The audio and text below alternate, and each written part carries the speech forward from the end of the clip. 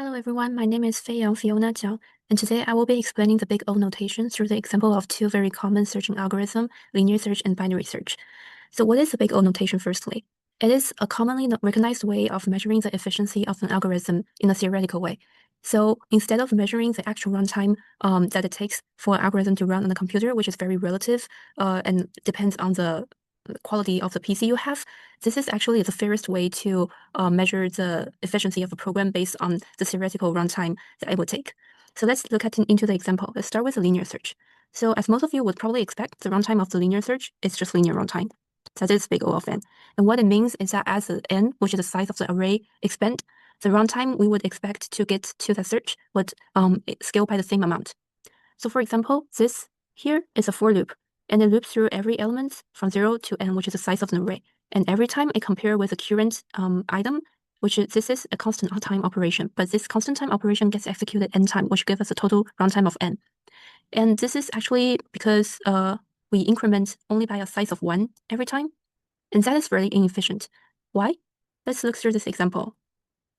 So for example, let's say we double the size of the array by the same amount. So right now it has 9 elements here. Let's say we add another 9 here. So what if the item we're trying to search is a worst case scenario at the very end of this array?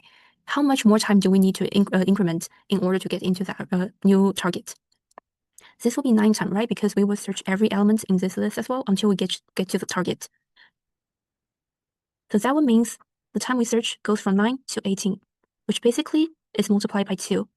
And looking back at the size of the array, it becomes 2n as well. So it's increased by the same factor here. So that's why we're calling it linear, because as the array scales, it scales by the same amount. However, things played a little differently for this binary search. Let's look at the code here. Well, at first glance, you might think that it's probably very similar to linear search because, well, it has this while loop here.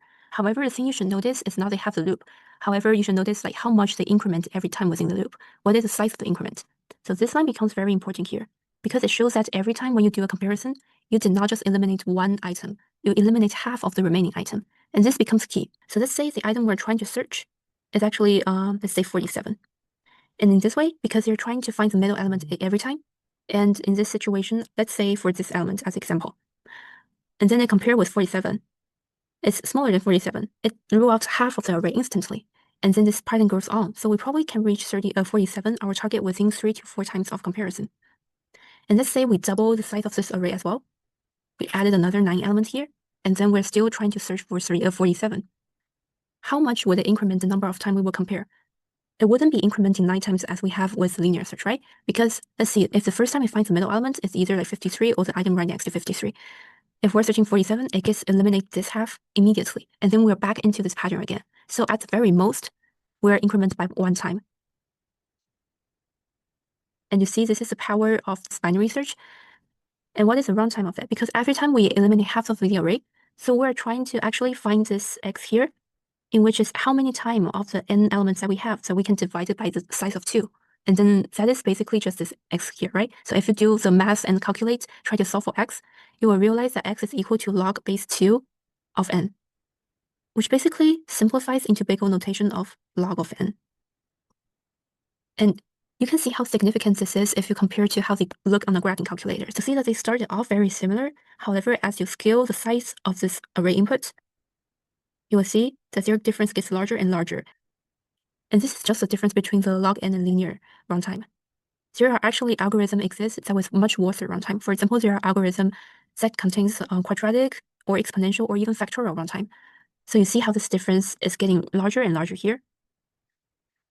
So that's why we need to really write a very good program and try to avoid very high Big O runtime. So that's it about a little lecture on the Big O notation, and I hope you enjoy. Thank you.